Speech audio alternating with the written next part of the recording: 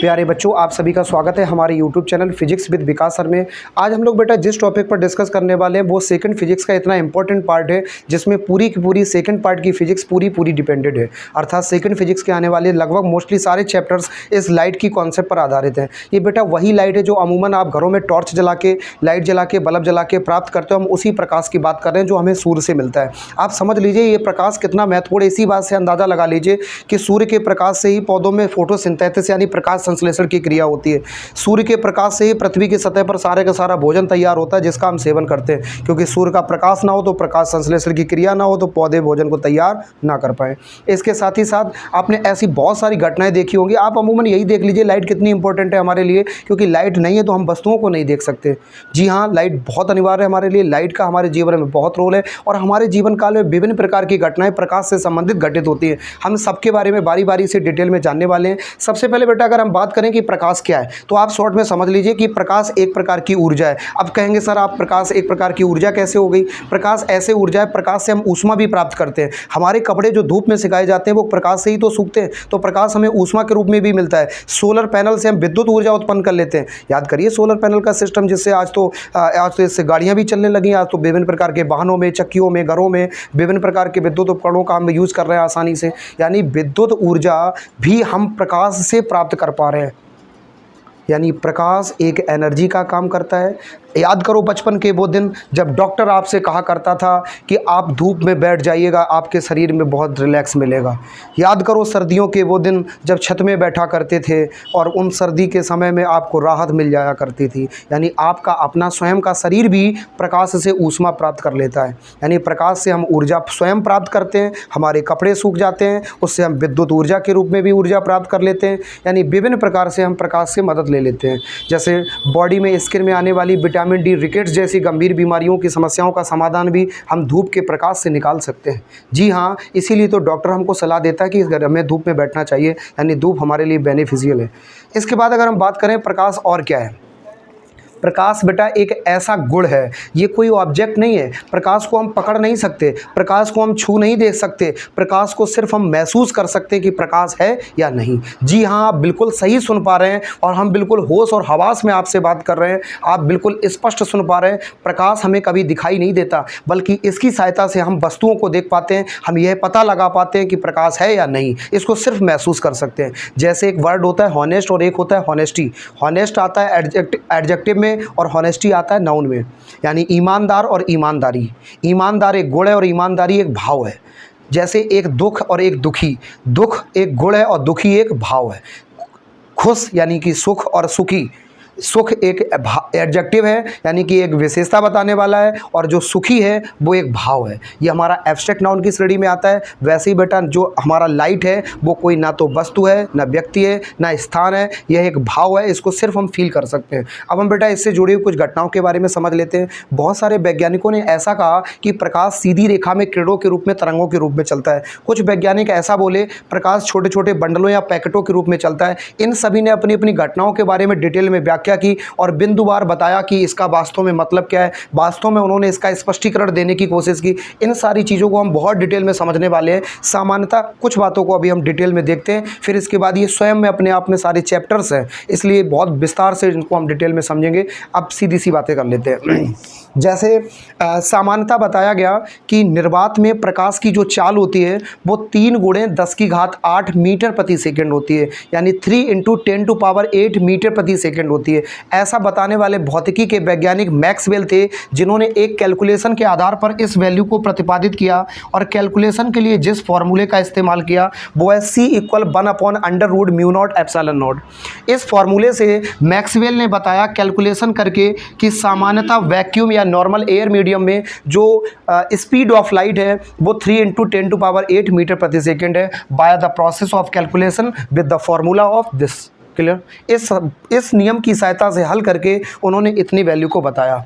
वही बेटा मैक्सवेल की ये बात हो गई। अगर हम बात करें कि एक वैज्ञानिक थे रोमर। इन रोमर वैज्ञानिक ने बताया कि सामान्यतः प्रकाश की जो चाल होती है वो निर्वात माध्यम में इतनी होती है। लेकिन बेटा इन्होंने कैलकुलेशन के आधार पर नहीं बताया, इन्होंने इमेजिनेशन के थॉटेड विचारों के आधार पर, कल्पनाओं के आधार पर बताया कि सामान्यतः प्रकाश की चाल इतनी होती है, जबकि ये सी का मतलब बेटा या निर्वात में प्रकाश की चाल है। निर्वात को हम थोड़ा एयर से कनेक्ट कर सकते हैं, आगे की वीडियोस में आप डिटेल में देखिएगा, वहाँ इस टॉपिक को हम डिफाइन कर देंगे। Something just equal to as like, क्योंकि आपने वैक्यूम और एयर दो माध्यम का नाम सुना होगा, एक होता है निर्वात और एक होता है वायु। इसका अंदाजा आप इसी चीज़ से लगा लीजिए। आप एक मूवी देखी होगी 2016 में आई थी, खिलाड़ी 786। जी हाँ, आप सही सुन पा रहे हैं, अक्षय कुमार की मूवी थी खिलाड़ी 786। उसमें आपने एक गाना सुना होगा, मैं लॉनली लॉनली हो गया, मैं लॉनली लॉनली हो गया। एक वर्ड होता है ओनली, एक वर्ड है लॉनली। ओनली का मतलब भी अकेला है और लॉनली का मतलब भी अकेला है। तो अकेला का मतलब क्या हुआ कि एक ओनली का मतलब है कि हम किसी जगह पर हैं और वहाँ कोई नहीं है, ये ओनली है। लेकिन लॉनली का मतलब है कि मैं किसी जगह पर हूँ, वहाँ ढेर सारे लोग हैं, लेकिन फिर भी हमें अकेलापन महसूस हो रहा है। हमें ना कुछ अच्छा लग रहा है, हमें ना कुछ बुरा लग रहा है, हमें ना कुछ समझ में आ रहा है, हमें ना कुछ पता चल रहा है, हमें ना भूख लग रही है, ना हमें प्यास लग रही है। अब कहोगे सर ऐसी बीमारी तो किसी और केस में हो जाती है, तो हो सकता है, हो क्या सकता है, वहाँ पर वही हुआ था। अक्षय कुमार से जब उसकी प्रेमिका रूठ जाती है तो इस प्रकार की घटना घटित होती है। वो तभी उस सॉन्ग को गाता है, बोलता है मैं लॉनली लॉनली हो गया। अर्थात सब कुछ के होते हुए भी, पैसा था, गाड़ी थी, बंगला था, सब कुछ था, उसके बाद सिर्फ किसी चीज़ की कमी थी। वो कौन सी कमी थी आप समझ चुके होंगे। वैसे ही बेटा लॉनली का मतलब है कि जहाँ सब कुछ तो है लेकिन उसके पास वो नहीं जो वो चाहता है। तो यहाँ सीधी सी भाषा में लॉनली का मतलब वैक्यूम से लगा सकते हैं। वैक्यूम एक ऐसा मीडियम है जहाँ पे वायु नहीं होगी, विभिन्न गैसों का मिश्रण नहीं होगा। अगर आप जानना चाहें वायु और हवा में अंतर क्या होता है तो पीछे वीडियो पड़ा है, आप लोग बेहतर तरीके से उसको स्क्रॉल करके देख लीजिए, आपको मेरी आईडी पे मिल जाएगा। अब हम बेटा बेसिक सी बातें कर लेते हैं कि वैक्यूम मीडियम एक ऐसा मीडियम है जहाँ पे किसी प्रकार की कोई गैस नहीं होती, जबकि जो वायु माध्यम एक ऐसा माध्यम है जो विभिन्न गैसों का मिश्रण है। लगभग वायु में और विरल माध्यम में, वायु में और वैक्यूम में दोनों में लगभग बेटा समान प्रकाश की चाल होती है, क्षणिक अंतर है। ये रोमर ने कहा था, ये इन्होंने कहा था, दोनों में लगभग समथिंग इक्वल चाल है और दोनों की वैल्यू भी, स्पीड ऑफ जो दी गई थी वो लगभग इक्वल है। अब बेटा हम बात कर लेते हैं इसके बाद में कि प्रकाश, कुछ वैज्ञानिकों ने ऐसा बोला प्रकाश सीधी रेखा में किरणों के रूप में चलता है, कुछ वैज्ञानिकों ने ऐसा कहा प्रकाश कणों के रूप में चलता है। भारत की यशस्वी वैज्ञानिक, आपने नाम सुना होगा, doctor sir CV Raman ji, उन्होंने बताया कि प्रकाश छोटे छोटे बंडलों या पैकेटों के रूप में चलता है। एक वैज्ञानिक और आपने सुने होंगे, आइंस्टीन, सुना है बेटा? आइंस्टीन वैज्ञानिक ने भी सन 1905 ईस्वी में इस संबंध में बताया था कि सूर्य से आने वाला प्रकाश छोटे छोटे बंडलों या पैकेटों के रूप में चलता है जो पृथ्वी के सतह पर आता है और लगातार इन पैकेटों की पृथ्वी के सतह पर बमबारी होती रहती है। अब आप सोच रहे होगे बेटा आलू तुरैया वाले पैकेट या आलू के पैकेट, धान के पैकेट, गेहूं के पैकेट, नहीं, मैं उन पैकेटों की बात नहीं कर रहा हूं। अब आप सोच रहे होगे सर क्या ऊपर से क्या भगवान पैकेट बांध बांध के फेंक रहे हैं? ऐसा नहीं है। जो सूर्य से प्रकाश निकलता है वो छोटे छोटे कणों के रूप में निकलता है, ऐसा उन वैज्ञानिकों ने कहा। और वैज्ञानिकों ने यह बताया कि वे पैकेट लगातार पृथ्वी की सतह की ओर आ रहे हैं और जहां जिस वस्तु से टकरा जाते हैं उसी को अपनी सारी ऊर्जा दान कर देते हैं।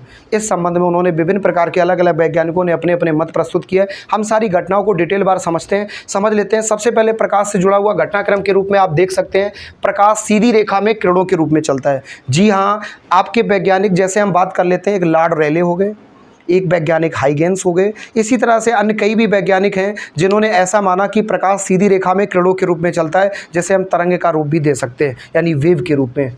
कुछ वैज्ञानिक ऐसे आए, प्रकाश कणों के रूप में चलता है, जिन्हें क्वांटा या फोटान का नाम दिया गया। ये बेटा वही बात है जो अभी ने बताई थी कि सूर्य से आने वाला प्रकाश छोटे छोटे बंडलों या पैकेटों के रूप में चलता है, जिनको क्वांटा या फोटान का नाम दिया गया। और ये पैकेट आप अगर देखना चाहो तो देख सकते हो। जी हाँ, अब प्रकाश किरणों के रूप में चलता है, यह भी देख सकते हो। आप अपनी आंखों को धुलिए, आंखों में पानी लगाइए, आंखों में छींटा लगाइए, इसके बाद जलते हुए बल्ब की ओर देखिए, आपको ऐसा लगेगा जैसे किरणें आपकी ओर आ रही हो। जी हाँ, इसी घटना से स्पष्ट होता है प्रकाश किरणों के रूप में चलता है। अगर आप देखना चाहो कि ऊपर से पैकेट आ रहे हैं, वो कहाँ है, आप देख सकते हो। आंखें बंद करिए 30 सेकंड के लिए। आंखें बंद करने के बाद आप जब सामने आंखें खोलेंगे, आपको ऐसा लगेगा जैसे हल्की हल्की मच्छरदानी की लेयर आपकी आंखों सामने लगी हुई है। वो मच्छरदानी की लेयर में जो छोटे छोटे कण से दिखाई देते हैं, उन्हीं को बेटा क्वांटा या फोटान का नाम दिया गया। और ये बहुत सूक्ष्म कण होते हैं, अर्थात अपनी संपूर्ण ऊर्जा और संपूर्ण द्रव्यमान जिस वस्तु से टकराते हैं उसी को दान कर देते हैं, ऐसा आइंस्टीन ने और क्वांटा या फोटान के प्लांक के क्वांटम सिद्धांत के अंतर्गत कहा गया, अर्थात प्लांक वैज्ञानिक ने भी ऐसा ही कहा। जी हाँ, ध्यान दीजिए। फिर बोला गया बेटा प्रकाश प्रत्येक माध्यम में चल सकता है लेकिन वेग परिवर्तित हो जाता है। जी हाँ, आप सही सुन पा रहे हैं, प्रकाश यहाँ भी चलता है, हम टॉर्च जला दें सामान्यतः प्रकाश दूर तक चला जाएगा। प्रकाश पानी के अंदर भी चलता है, प्रकाश कांच में भी चलता है, बस बेटा वेग बदल जाता है। जी हाँ, आप सही सुन पा रहे हैं कि प्रकाश के वेग के संबंध में 3 × 10⁸ मीटर प्रति सेकंड ये वैक्यूम मीडियम में यानी निर्वात माध्यम में प्रकाश की सबसे अधिक चाल है। इसके बाद अगर हम बात करें माध्यम बदलने पर चाल में बेटा परिवर्तन देखने को मिलता है। सामान्यतः जल में प्रकाश की चाल इतनी हो जाती है। जी हाँ, 2 × 10⁸ मीटर प्रति सेकंड। ऐसे हम किसी भी माध्यम में धीरे धीरे चाल ज्ञात कर सकते हैं। उसकी एक मेरे पास प्रोसेस होती है, n = c/v। मतलब n का मतलब अपवर्तनांक से, c का मतलब निर्वात में प्रकाश की चाल से। दैट्स अ कांस्टेंट वैल्यू, लिख सकते हैं 3 × 10⁸ मीटर प्रति second. That is the velocity of any medium. It is the velocity of in a vacuum medium and it is the velocity of a normal medium. किसी भी माध्यम में प्रकाश की चाल ये हो जाएगी और ये कांस्टेंट वैल्यू है, इसके इक्वल होगी। ये बेटा अपवर्तनांक है जो कि हमें ये बताता है कि एक मीडियम से दूसरे मीडियम में जाने पर प्रकाश की जो स्पीड है वो कितने टाइम इंक्रीज हुई या डिक्रीज हुई है। क्लियर। अब हम लोग बेसिक बात कर लेते हैं। यहाँ पे लिखा हुआ है प्रकाश में परावर्तन का गुण होता है। परावर्तन की क्रिया बेटा आप लोग बेहतर तरीके से समझ सकते हो, ये आपके साथ भी घटित होती है। आपने परावर्तन की क्रिया में भरपूर इंटरेस्ट लिया है सर्दियों के समय में, जब आप छत पे बैठते हो और शीशा लेके बैठते हो तो शीशे की लाइट इधर लगाते हो, शीशे की लाइट इधर लगाते हो और इधर उधर लगा के जब शीशे से रिफ्लेक्शन वाली क्रिया होती है तो कहीं गाँव मोहल्ले में बंधी हुई बकरियों और भैंसों को परेशान करते हो, उसी से रिफ्लेक्शन की लाइट उस पर लगाते हो। आपके यार दोस्त मित्र जो गलियों से निकलते हैं, ऐसे शीशा लेके आप खड़े हो जाओगे, फिर उधर से आने वाला सूर्य का प्रकाश, ये मान लीजिए शीशा ऐसे देख रहे हो, यहाँ से आने वाला प्रकाश इसमें टकराया, टकराने के बाद सामने वाले व्यक्ति के पास जाता है। फिर क्लास में बैठ के आपने कहीं लंच बॉक्स के साथ ऐसा किया होगा। जी हाँ, आपने जो ये घटना घटित की है, आप अगर वॉच पहनते हैं तो वॉच के इस वाले पार्ट से आपने देखा होगा रिफ्लेक्शन की एक्टिविटी हुई होगी। आपने इन सारी क्रियाओं को करके बहुत मौज मस्ती की होगी। इसी घटना को बेटा हम रिफ्लेक्शन के नाम से जानते हैं। किस नाम से जानते हैं? रिफ्लेक्शन के नाम से जानते हैं। यानी सर्दियों में आप धूप में बैठने जाते हो लेकिन शैतान और शरारतें किस प्रकार की करते हो आप बेहतर समझ सकते हो। अगर हम बात करें बेटा, यहाँ लिखा है प्रकाश में अपवर्तन का गुण होता है। अपवर्तन को बेटा हम बोलते हैं रिफ्रैक्शन ऑफ लाइट। क्या बोलते हैं? रिफ्रैक्शन। यानी अपवर्तन की क्रिया में जो घटना घटित होती है वो ये होती है, एक माध्यम से दूसरे माध्यम में प्रकाश जाता है तो उसके वेग में परिवर्तन आ जाता है। जी हाँ, प्रकाश का वेग परिवर्तित हो जाता है। प्रकाश का वेग परिवर्तित हो जाता है यानी उसकी स्पीड कम हो जाती है। अगर हम टॉर्च यहाँ जलाएंगे प्रकाश दूर तक जाएगा, अगर वही टॉर्च को बेटा हम पानी के अंदर जलाएंगे तो वो थोड़ा कम दूरी तक जाएगा, अगर कांच के अंदर जलाएंगे तो और कम दूरी तक जाएगा। यानी माध्यम बदलने पर प्रकाश के वेग में परिवर्तन आ जाता है। अपवर्तन के घटनाक्रम को आप स्वयं घर में भी कर सकते हो। जैसे अपवर्तन की क्रिया के लिए आप ऐसे समझ लीजिए कि आप आमतौर पर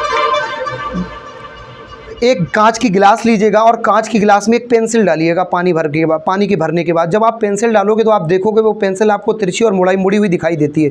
आप घर में भी आपके साथ ऐसी घटना घटित हुई होगी अपवर्तन वाली। जैसे आपका छोटे भाई बहन के साथ झगड़ा हो जाता है, आपके पिताजी ने आपको 5 रुपये दिए और छोटे भाई बहन से 5 रुपये को लेकर झगड़ा हो गया। आपका वो सिक्का पानी की बाल्टी में गिर जाता है। जब पानी की बाल्टी में वो सिक्का गिर गया तो आप दोनों लोग कूदोगे, बाल्टी में नहीं कूदोगे, नहीं हाथों से कूदोगे सिक्का उठाने के लिए। तो आपको जान के दुख होगा, वो सिक्का आपको नहीं बल्कि आपके छोटे भाई को मिल जाएगा, क्योंकि आप अपनी बुद्धि का प्रयोग करोगे और उसको हराने की कोशिश करोगे लेकिन जीत वो जाएगा। अब कहोगे भगवान ने कर दिया, ऐसा भगवान ने नहीं किया, ऐसा फिजिक्स ने किया। आप हाथ वहां डालोगे जहां सिक्का दिख रहा है लेकिन बच्चे का हाथ वहां पहुंच जाएगा जहां सिक्का पड़ा है, क्योंकि दोनों में अंतर होता है बेटा। वस्तु होती कहीं और है, दिखती कहीं और है। इस घटना को हम रिफ्रैक्शन के नाम से जानते हैं, क्योंकि जब माध्यम बदल जाता है, अब बेटा आप कहोगे बार बार सर माध्यम शब्द आ रहा है, माध्यम नहीं बता रहे हैं। जब माध्यम बदल जाता है तो प्रकाश की किरण का दिशा बदल जाती है, प्रकाश की किरण का वेग बदल जाता है, प्रकाश का तरंग दैर्घ्य बदल जाती है। आप कहोगे सर तरंग दैर्घ्य क्या होती है? तो तरंग दैर्घ्य के लिए बेटा शॉर्ट में डिफाइन करें, तरंग दैर्घ्य को इंग्लिश में वेवलेंथ कहते हैं। इसकी 2 डेफिनेशन है, सरल समझ लीजिए। तरंग दैर्घ्य का मतलब होता है, एक इस प्रकार से समझ लीजिए, जैसे एक चक्कर को पूरा करने में तय किए गए, ये यहाँ से यहाँ आए आधा चक्कर, यहाँ से यहाँ आए आधा चक्कर, हाफ राउंड कितना हो गया? 1 राउंड। यहाँ से यहाँ तक की दूरी क्या कहलाती है बेटा? तरंग दैर्घ्य। इसको इंग्लिश में बोलते हैं वेव लेंथ। वेव का मतलब तरंग और लेंथ का मतलब लंबाई। किसी तरंग की लंबाई को ही हम तरंग दैर्घ्य कहते हैं। एक तरंग तक तय की गई दूरी ही तरंग दैर्घ्य कहलाती है और डिनोट किससे करते हैं? लैम्डा से। दूसरी तरंग दैर्घ्य की परिभाषा आप दे सकते हो, किसी पर्दे पर प्राप्त होने वाले प्रकाश के रंग की पट्टी की मोटाई जितनी होगी वही उसकी तरंग दैर्घ्य है। अर्थात पर्दे पर जब प्रकाश हमें प्राप्त होता है उसकी जितनी चौड़ी पट्टी प्राप्त होती है उसकी चौड़ाई ही वही तरंग दैर्घ्य कहलाती है। दोनों परिभाषाएं अपने अपने रेंज में बिल्कुल सही है। अब बेटा बात कर लेते हैं कि माध्यम शब्द क्या है। माध्यम को इंग्लिश में मीडियम कहते हैं। जैसे आप लोगों ने सुना होगा Hindi medium, English medium, Hindi माध्यम क्या है, इंग्लिश माध्यम क्या है। तो बेटा हिंदी मीडियम से मतलब होता है कि वहाँ के बच्चे जो सारे के सारे विषय हिंदी में पढ़ते हैं। इंग्लिश मीडियम का मतलब होता है वो सारे बच्चे जो सारा का सारा विषय इंग्लिश में पढ़ते हैं।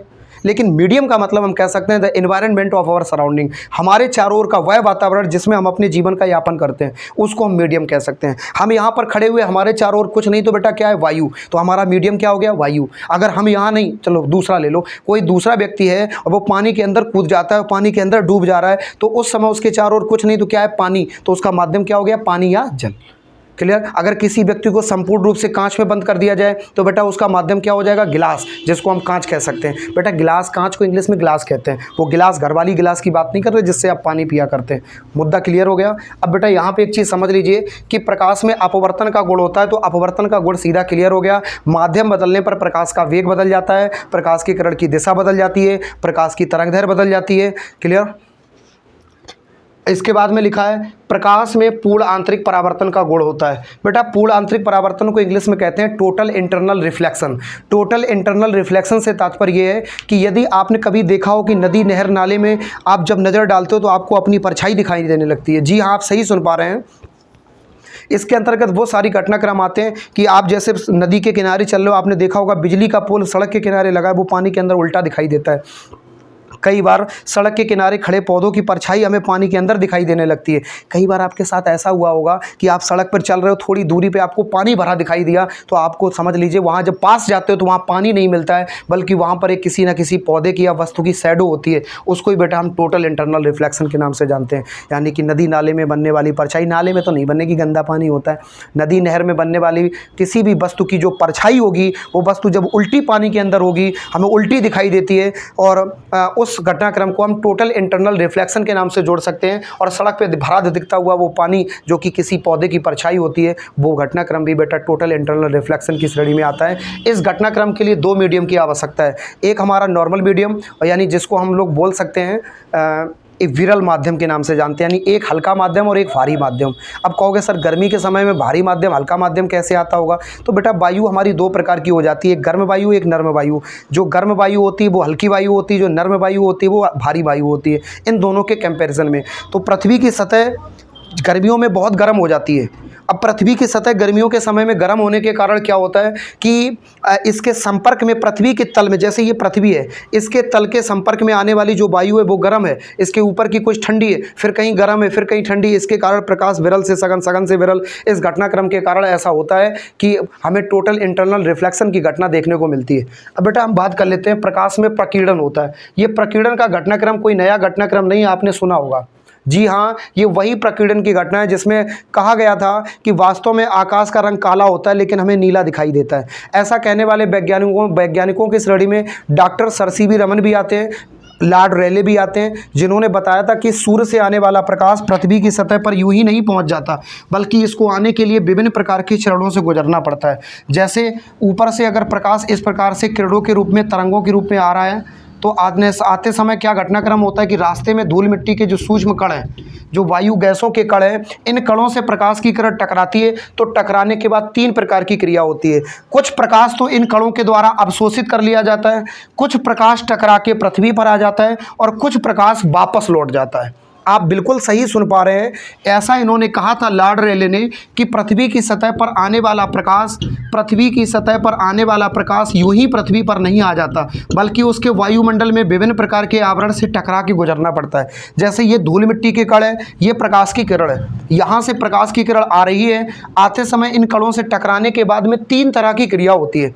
अधिकांश प्रकाश ऊपर चला जाता है, कुछ प्रकाश नीचे आ जाता है, और कुछ प्रकाश वहीं नष्ट हो जाता है, यानी उन कणों के द्वारा अवशोषित कर लिया जाता है। यानी कि वहाँ पे परावर्तन भी होता है, प्रकाश वापस भी जाता है, कुछ वहीं ख़त्म भी हो जाता है, और कुछ हल्का फुल्का पृथ्वी पर भी आ जाता है। इसलिए पृथ्वी की सतह पे कम प्रकाश और ऊपरी सतह पर अधिक प्रकाश देखने को मिलता है। इसलिए दिन के समय में अधिक चमक ऊपर दिखाई देती है, जिसका प्रमुख कारण यही है कि वायुमंडल के धूल कणों से टकरा के प्रकाश अधिकांश वापस लौट जाता है। इसी कारण से ऐसा कहा गया कि प्रकाश में प्रकीर्णन की घटना होती है, जिसके कारण आकाश का रंग हमें नीला दिखाई देता है, जबकि वास्तव में काला होता है। अब कहोगे सर इसमें और भी क्या लॉजिक लग रहा है? लॉजिक ये लग रहा है, ऐसा माना गया कि अधिकांश पृथ्वी की सतह पर जल भरा है, जिसके कारण यह घटनाक्रम होती है कि पृथ्वी के जल के कारण ऊपरी भाग हमें नीला दिखाई देने लगता है। अच्छा, दूसरा, इस संबंध में एक और वैज्ञानिक अभी हमने नाम लिया था, डॉक्टर सर सीवी रमन। उन्होंने भी इस संबंध में व्याख्या की। ये घटनाक्रम लगभग सन 1929 के आसपास का है, जब हमारे doctor sir CV Raman London में एक काम से गए हुए थे और वहाँ से भारत वापस आ रहे थे। तो उन्होंने अपनी एक एक्चुअली बुक में इस चीज़ को डिफाइन भी किया है। उन्होंने इस चीज़ को बताया पूरे घटनाक्रम को, जब उनकी लंदन से भारत वापसी यात्रा थी। तो वापसी यात्रा के दौरान प्लेन से उनको आना था, लेकिन संयोग ऐसा रहा कि बारिश के कारण वो प्लेन से आना उनका संभव नहीं हुआ। इसलिए उन्होंने समुद्री मार्ग से यात्रा करने का विचार बनाया। और जब वह समुद्री मार्ग से यात्रा कर रहे थे, उसी दौरान आप समझते बेटा, समुद्री मार्ग से यात्रा कर रहे हैं तो लंबी यात्रा होगी, समय लगेगा, जबकि वायु मार्ग से कम समय में अधिक दूरी तय की जा सकती है। तो समुद्री मार्ग से यात्रा करते समय जब 2-3 दिनों का समय उन्होंने रास्ते में व्यतीत किया, तो विभिन्न प्रकार के घटनाओं को घटित होते हुए देखा। जैसे देखा कि टाइम चेंज हो रहा है, टाइम के साथ ऊपर का स्ट्रक्चर चेंज हो रहा है, कभी सफ़ेद दिखता है, कभी काला दिखता है, कभी नीला दिखता है। विभिन्न प्रकार की रूपरेखाओं को उन्होंने देखा, उनका अध्ययन किया। अध्ययन करने के बाद उन्होंने भी इस चीज़ का स्पष्टीकरण दे दिया कि पृथ्वी की सतह पर जो प्रकाश की किरणें आती है वो भी 3 प्रकार से आती हैं। कुछ प्रकाश तो अवशोषित हो जाता है, कुछ प्रकाश पृथ्वी की सतह पर पहुँच जाता है और कुछ प्रकाश वापस लौट जाता है। इस प्रकार के घटनाक्रम को उन्होंने एक्सप्लेन किया। यहाँ पर बेटा लिखा हुआ है प्रकाश में वर्ण विक्षेपण होता है। तो बेटा वर्ण विक्षेपण की घटना आपसे परिचित है, आप इस चीज़ को बेहतर तरीके से समझते होंगे, क्योंकि हाई स्कूल की क्लास में भी आप पढ़ के आए हैं। वर्ण विक्षेपण से तात्पर्य है, जब प्रकाश की कोई किरण किसी प्रिज्म से गुजरती है तो प्रिज्म से गुजरने के पश्चात वह विभिन्न भागों में बट जाती है, यानी 7 रंगों में विभाजित हो जाती है। जी हाँ, आप इस घटनाक्रम को बेहतर तरीके से देख सकते हैं। यदि प्रकाश की किरण किसी प्रिज्म से गुजरेगी तो प्रिज्म से गुजरने के पश्चात वह विभिन्न 7 रंगों में बट जाती है। और 7 रंगों को मापने के लिए जो पैमाना दिया गया, इसको बेटा हम विबग्योर के नाम से जानते हैं। किसके नाम से जानते हैं? विबग्योर। आप कहोगे सर ये प्रिज्म है क्या? देखो बेटा, बाहर से दूर से देखने पर प्रिज्म ऐसा दिखाई देता है, वरना हकीकत में प्रिज्म ऐसा होता है। ये रहा प्रिज्म का रियल शेप। ये प्रिज्म ऐसा होता है, लेकिन दूर से देखने पर फ्रंट में एक ट्रायंगल शेप दिखाई देता है। वास्तव में एक प्रिज्म में 2 त्रिभुजाकार आकृतियां और 3 आयताकार आकृतियां होती हैं। आप बिल्कुल सही सुन पा रहे हैं। वास्तव में एक प्रिज्म में 2 त्रिभुजाकार और 3 आयताकार आकृतियां होती हैं, लेकिन दूर से देखने पर प्रिज्म ऐसा दिखाई देता है और वास्तव में प्रिज्म ऐसा होता है। इस घटनाक्रम में क्या होता है कि अगर प्रकाश की कोई किरण ऐसे आती 45 डिग्री के एंगल पे, यहाँ से रिफ्लेक्टेड होने के बाद ये 7 रंगों में बढ़ जाती है। और इन 7 रंगों को जो नाम दिया जाता है बेटा, वो क्या है? विबग्योर। क्या है वो? क्या है बेटा नाम? विबग्योर।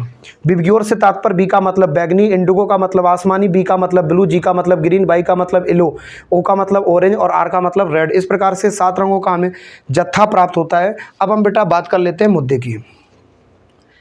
प्रकाश में व्यतिकरण होता है। आप कहोगे सर व्यतिकरण क्या होता है? तो व्यतिकरण की घटना को समझने के लिए आपको थोड़ी देर के लिए बॉलीवुड की मूवियों में चलना पड़ेगा। आपने देखा होगा बेटा, घटनाक्रम में विभिन्न प्रकार के हीरो जो होते हैं वहाँ पे वो बंदूक लेके खड़े हो जाते हैं और दीवार में छेद कर देते हैं ढेर सारा। एक बहुत बड़ा सा हॉल जो खाली पड़ा है, जिसमें अंधेरा पड़ा है, लेकिन जब एक जो उस फिल्म का हीरो होता है वो बंदूक लेके ऐसे खड़ा होकर दीवार में छेद कर देता है, तो आप देखते हो दीवार में भारत का नक्शा बन जाता है और अंदर प्रकाश आता है, पूरा कमरा प्रकाशित हो गया। तो उस घटनाक्रम को हम व्यतिकरण के नाम से जानते हैं। अर्थात किन्हीं छिद्रों से निकलने वाला प्रकाश संपूर्ण भाग में बट जाता है और बटने के बाद अधिक से अधिक भाग को प्रकाशित कर देता है। यह घटनाक्रम व्यतिकरण कहलाता है। क्या आपके घर में साबुन है? हाँ, आपसे ही बात कर रहा हूँ। क्या आपके घर में साबुन है? तो आपने कभी साबुन को देखा है? साबुन को नहीं, घुले हुए साबुन को देखा है। अगर आपने साबुन को देखा होगा तो आपने इस चीज़ को भी देखा होगा कि साबुन का, हमें घुला हुआ साबुन का जो फेना होता है वो हमें रंगीन दिखाई देता है। तो रंगीन दिखाई क्यों देता है? इस घटनाक्रम को बेटा हम व्यतिकरण के नाम से जानते हैं। यानी साबुन वाला जो फेना रंगीन दिखता है वो व्यतिकरण की घटना के कारण होता है। प्रकाश में विवर्तन का भी गुण होता है। बेटा आप कहोगे विवर्तन क्या होता है? व्यतिकरण और विवर्तन भाई बहन है। व्यतिकरण की घटना में कम से कम प्रकाश 2 छिद्रों से निकलना चाहिए और विवर्तन की घटना में प्रकाश 1 छिद्र से निकलना चाहिए। घर में मोकले बने होते हैं, अगर 2 मोकलों से प्रकाश निकल रहा है तो हमारा व्यतिकरण है बेटा, और 1 मोकले से निकल रहा है तो क्या है? विवर्तन है। दूसरी बात, विवर्तन की घटना का सीधा मतलब है किसी छेद से निकलने वाला प्रकाश अगर अपने किनारों पर मुड़ जाता है तो ये घटनाक्रम विवर्तन कहलाता है। यानी एक संकीर्ण झिर्री से, एक संकीर्ण छिद्र से निकलने वाला प्रकाश, एक छोटे से छिद्र से निकलने वाला प्रकाश संपूर्ण भाग को प्रकाशित कर देता है, अधिक से अधिक भाग को प्रकाशित कर देता है। याद करो रात्रि के समय का वो दृश्य जब आपके घर में सारे दरवाजे बंद हैं और लकड़ी में थोड़ी थोड़ी दरारें होती हैं लकड़ी के दरवाजे में, उन दरारों से जो प्रकाश निकलता है बाहर वो अधिक भाग में फैल जाता है। जब छोटे सी दरार से, इतनी सी दरार से प्रकाश निकल रहा है और बाहर के हिस्से में आपने देखा होगा अधिक चौड़ी पट्टी को प्रकाशित कर देता है, यही घटनाक्रम बेटा हमारा विवर्तन कहलाता है। अब बात कर लेते हैं प्रकाश में ध्रुवण होता है। बेटा इसको आप जानते होंगे, इंग्लिश में इसको बोलते हैं polarization of light, polarization of light. अब इसने इस वर्ड को आपने राजनीति में कई बार सुना होगा कि पोलराइजेशन हो रहा है, ध्रुवीकरण हो रहा है, हिंदू मुस्लिम किया जा रहा है। वैसे यहाँ पे बेटा सीधा संबंध उससे तो नहीं हिंदू मुस्लिम से, लेकिन ध्रुवण का मतलब सीधा है कि एक ध्रुवण की घटना घटित होती है।